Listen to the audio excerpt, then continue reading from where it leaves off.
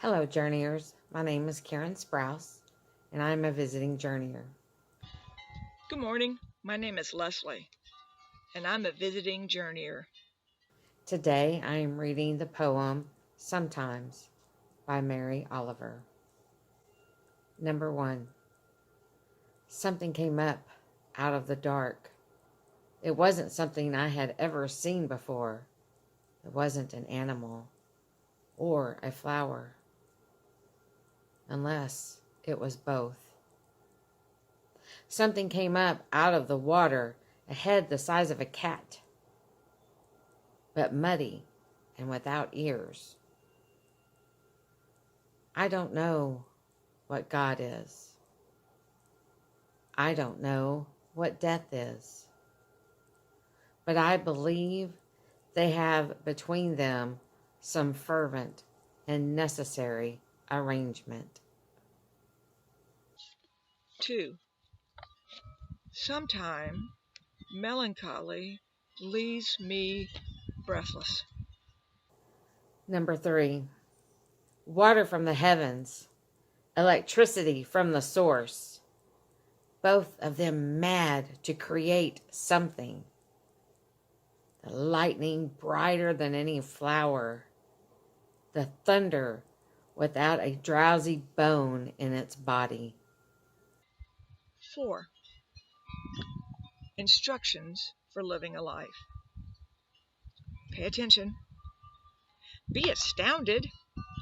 Tell about it. Number 5. 2 or 3 times in my life, I discovered love. Each time it seemed to solve everything. Each time it solved a great many things, but not everything.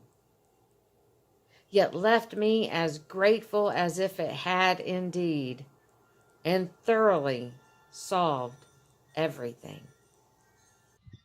6. God, rest in my heart and fortify me.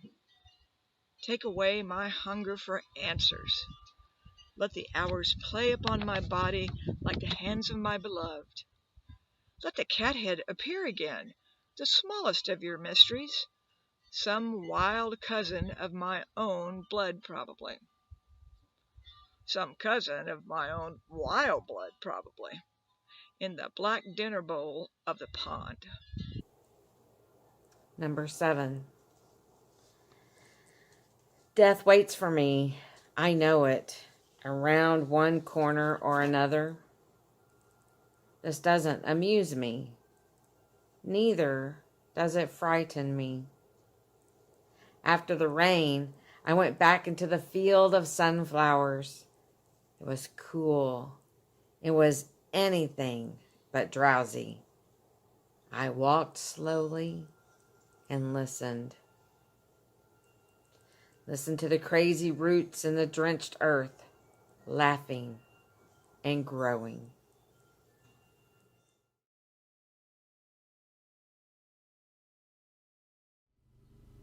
Good morning. I'm Christina and I'm a journeyer.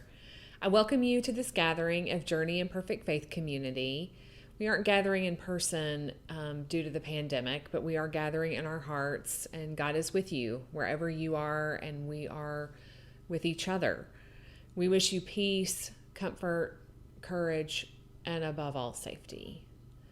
We invite you to go to our website, journeyifc.com, and find out more about Journey. There's also a place on the website to donate financially to support the important work that this faith community does in the world. This morning's gathering is called Pruning and Growing. We will hear Jesus say to his students and friends that he is like a grapevine, they are like branches, and God is like a vine dresser whose job is to prune and guide the branches so they will bear good, healthy grapes. We are in a time of unrest, of reflection, of examining what in our culture is healthy and what is unhealthy, what needs to be encouraged to grow and what needs to be pruned away.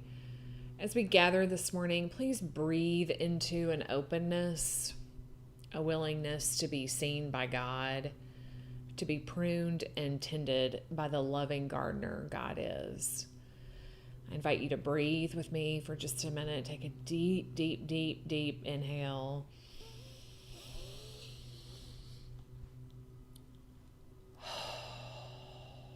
Exhale. Welcome.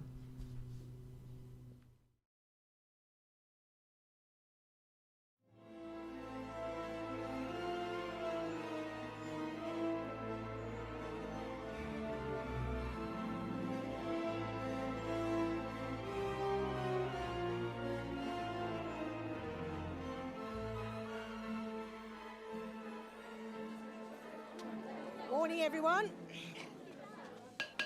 Good morning, everyone. Good morning, welcome to Greenhouse 3 second years. Now gather round, everyone. Today we're going to repot mandrakes. Who here can tell me the properties of the mandrake root? Yes, Miss Granger.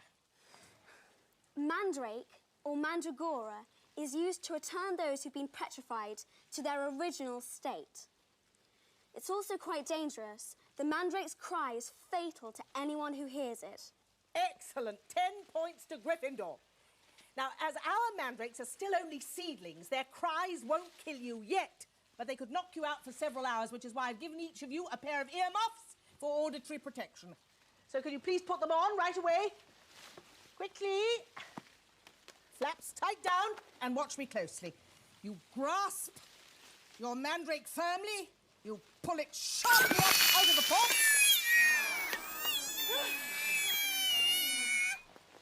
Got it? And now you dunk it down into the other pot and pour a little sprinkling of soil to keep him warm. Longbottom's been neglecting his earmuffs. No, ma'am. He's just fainted. Yes, well, just leave him there. Right, on we go. Plenty of pots to go around. Grasp your mandrake and pull it up.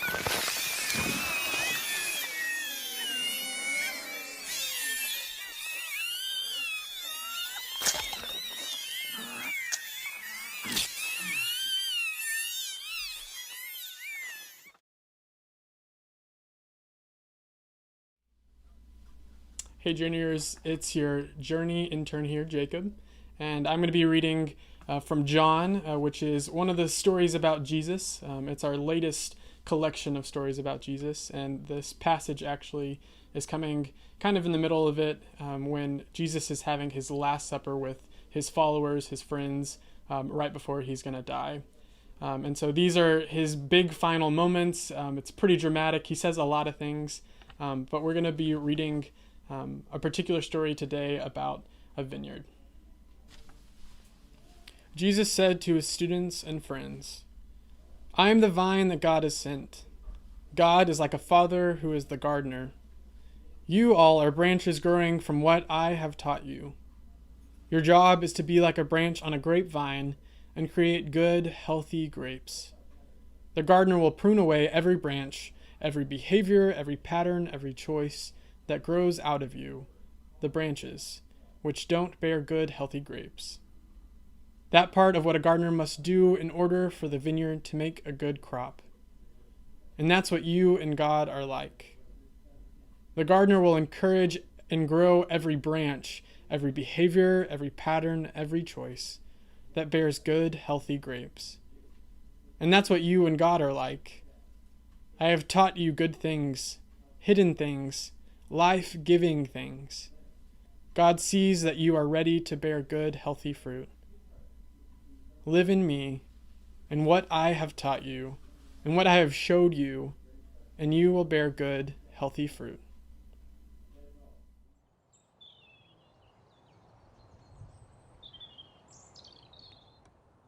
Shrub pruning is an art that ensures plants flower well, stay healthy and don't take over your garden.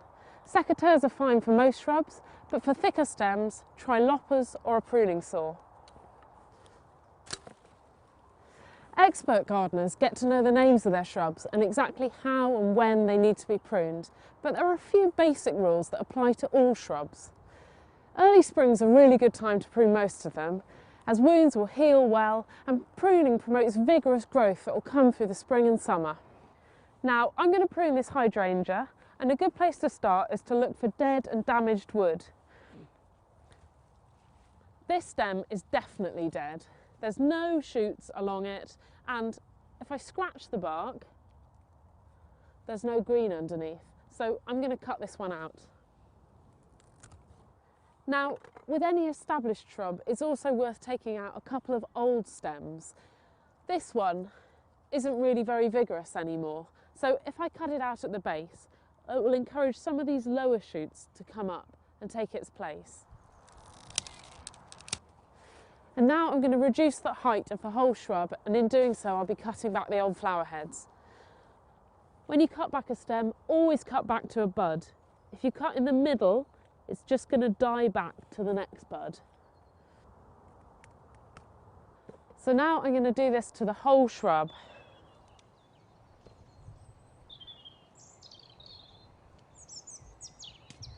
So there we are, a nice natural shape, much more attractive than if I just cut straight across the top.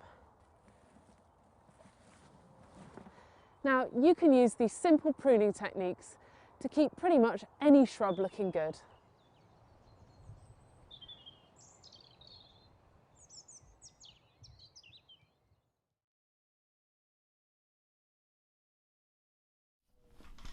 So Jesus says to his students and his friends at the Last Supper, and in John's Gospel, the Last Supper discourse goes on for chapter. And I'm not the only person who has studied this story and thinks maybe Jesus didn't actually say all these things straight through in this one sitting. I mean, maybe. But maybe what happened instead was that these are things that Jesus had been talking about, and they come up for Jesus's people as they're creating the Gospel of John over a couple of generations, because John is way later than the stories that we have in Matthew, Mark, and Luke. Mark's the earliest, and then Matthew and Luke borrow from Mark and other sources, and then another whole generation and a half John's gospel comes along. It feels different. It sounds different. Jesus is different. The metaphors are different.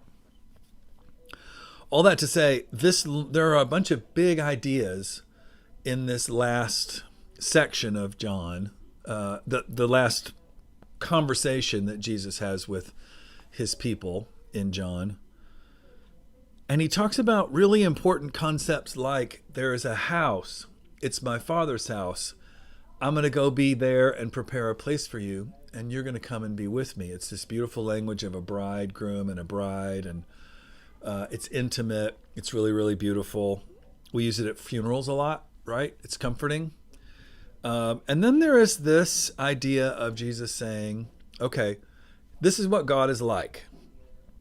God is like a gardener, a vine dresser who works at, manages a vineyard. What is the job of vines that grow grapes? It's to create grapes that are healthy and good, that will make good wine. That's the vine dresser's job. And he says, this is what God is like. God is like a vine dresser. And the vine dresser does two things. Well, vine dressers do lots of things. But he says the vine dresser looks for the vines, the branches coming off of the main trunk of the vine, which are healthy, and he trims places on them that are in need of trimming or pruning to keep them healthy. And he looks for branches and offshoots that are unhealthy or dead, and he cuts them away. When I was a brand new homeowner a million years ago, this was in Athens, Texas, and the sand is mostly sand. The soil is mostly sand there. I wanted so badly to have a nice yard. We built a new house, and I bought 1 gallon shrubs. I couldn't afford 3 gallon or 5 gallon shrubs. So I bought 1 gallon shrubs, and the instruction says this particular shrub, have it be 24 to 36 inches away from the one that's next to it. And I thought, no, I want a whole shrub bed faster. And so I planted 1 gallon shrubs super close together. And at first it was great. They grew and it looked solid. And it looked like this sandy soil, big backyard with no landscaping was beginning to fill in. Same thing in the front yard. I put a bunch of plants so that it would look green and pretty. What happened was that the shrubs began to choke each other out, and they were too full, and they couldn't breathe. They got, as they say in the gardening world, leggy. There were lots of sticks and branches, and the leaves couldn't grow, and the shrubs couldn't grow, and then I didn't know what the hell to do. Good friend of mine, Brent Trudeau from high school, my mother and sister, hi Stacy, and I moved into a house that was old and hadn't been very well taken care of, and we were overwhelmed by the crazily unhealthy, overgrown backyard. And Brent, who worked at a nursery, came over and said, I have brought clippers, and I have brought shears, and I have brought electric trimmers, and everybody needs to stay the hell out of my way. And he just started cutting everything back. He was ruthless. And I kept thinking, no, that's a big, beautiful bush, shrub thing, tree. I don't know what that is, and I want that to stay there. We need that because the fence behind it's ugly. And he would stop and wipe himself off. This was in Corpus Christi. It's hot and humid there in the summer all the time. And he said, I have to do this. Your yard is not going to be any healthier until you are willing to let me cut this stuff. Back to the Last Supper with Jesus. You're going to get unhealthy if you don't allow the gardener to prune away what does not bear good fruit. If you want to follow me, if you want to take the things that I've given you, the things that I've shown you, the things that I've taught you, the things that I've modeled for you, and you want to live them out so that the good thing that you care about happens, you have to let the gardener, my Father, this beautiful metaphor that Jesus uses, you have to let the gardener, my Father, prune away what does not bear good fruit. You're going to have to let him look at you. You're going to have to let him examine you. You're going to have to let this father, this gardener, this loving, caring caregiver attend to you. Now, I don't know how a grapevine plant feels, if it has feelings, but I know for me, if I'm going to see my therapist, or I'm going to do men's work, or I'm going to meet with my recovery program, somebody, something, some system, some container in which there's something about myself, kind of like we said last week about Jonah, my shadow that I hide, repress, and deny. It will feel uncomfortable sometimes for me when I let those parts of myself be looked at. And sometimes I just say, I'm good. Everything's fine. I'm good. That's the problem with having Jesus around. He can always tell when that's crap. When somebody is saying, I'm good. And he says, are you? Are you? Are you? The vine dresser goes to the various grape plants and examines them and looks at how their grapes are growing. And some parts of the plant may be growing beautiful grapes, and other branches may be twisted wrong, or they may have gotten disconnected. And the grapes on those branches aren't healthy. Jacob and I were talking about this during this week in preparation for getting this Sunday ready, and it seemed to us that this thing that Jesus is talking about is like what is happening in our culture. Not just about COVID, pandemic, giving us months to reflect on what matters and doesn't matter. I mean, I've done some real pruning in my routine in my life. There's some stuff that I thought, oh my gosh, I have to do this or take care of this or handle this or look at this every day. And that's obviously not the case. And I also, and Jacob and I and many other people, I'm sure, are thinking this.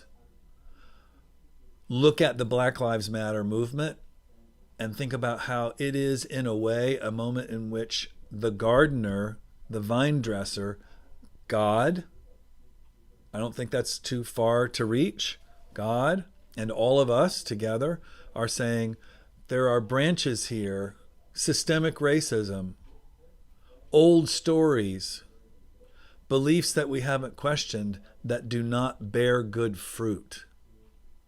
The grapes that those particular branches bear are unhealthy, and we need to prune those branches back.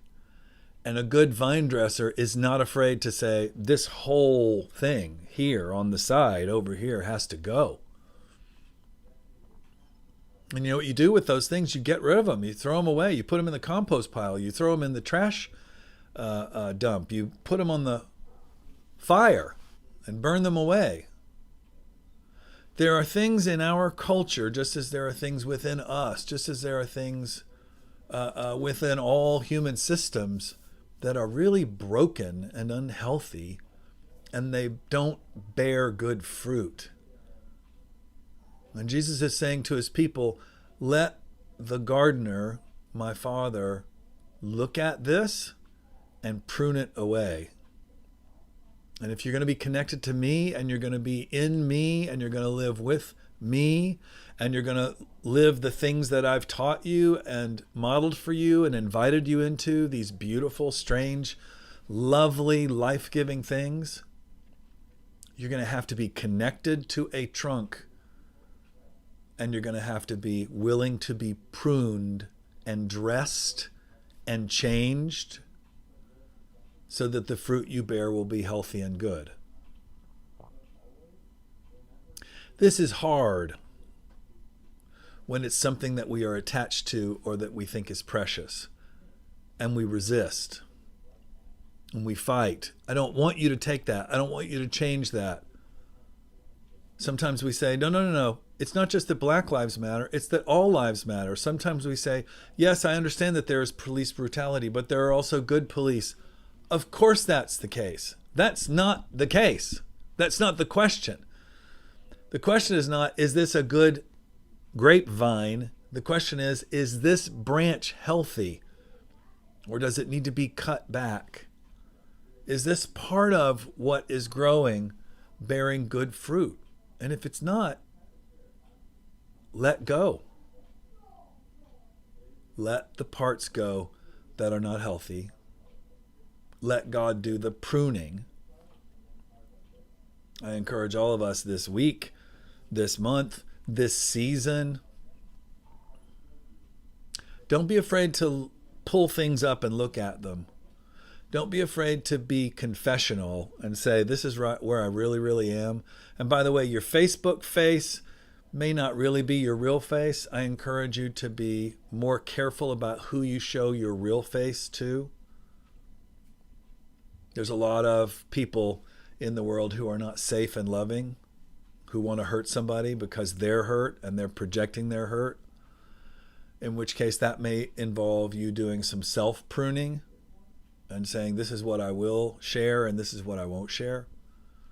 This is what I will say and won't say. I promise you, being pruned back and trimmed in ways that create healthy growth is the way to spiritual health. It is absolutely the way to being whole and holy, and for what you show up with to be healthy and good. This is hard until you get over the fear that the vine dresser wants to hurt you. The vine dresser does not want to hurt you. The vine dresser loves you. This is for your good and my good. This is for our culture's good. This examination of what is not healthy in our culture is good. It can bring about new life and new growth, but only if we're willing to step up. Only if we're willing to be in the light. Only if we're willing to be seen. Be pruned Is that a good thing to wish somebody? Happy pruning? Happy being pruned? Be thou pruned? Anyway, you're beautiful branches. Let yourselves be dressed and guided by God.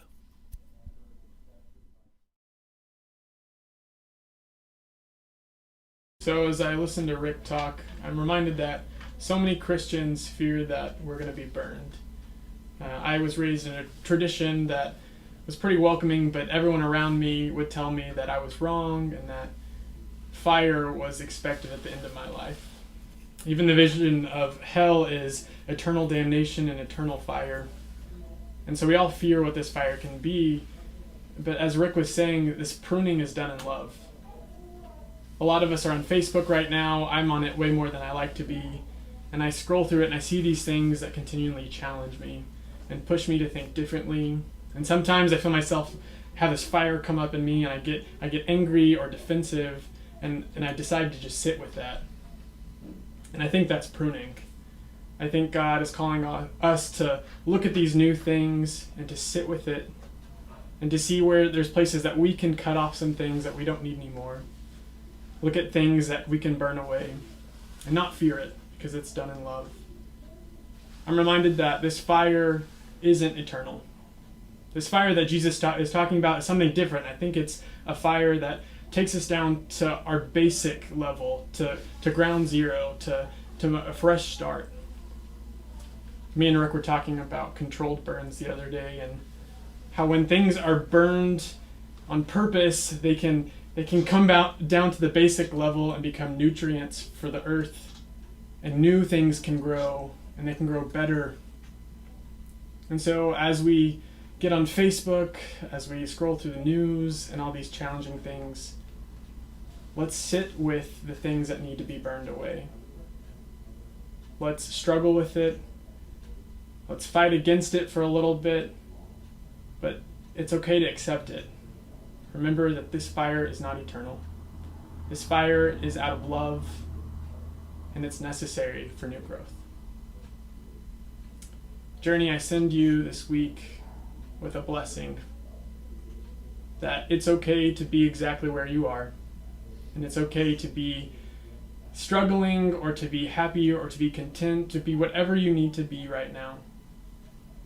I know this week I'm going to be looking at ways that I can struggle some more and burn off some things.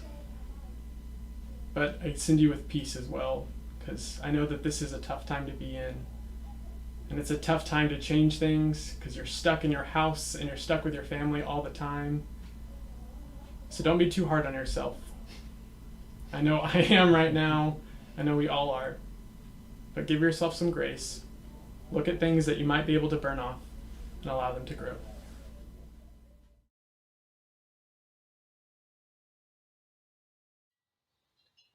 Sometimes, by Mary Oliver. 1. Something came up out of the water. It wasn't anything I'd ever seen before. It wasn't an animal or a flower, unless it was both.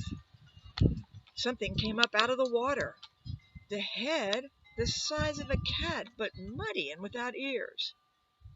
I don't know what God is. I don't know what death is. But I believe they have between them some fervent and necessary arrangement.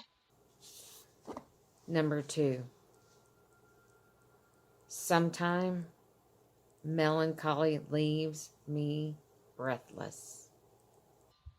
3.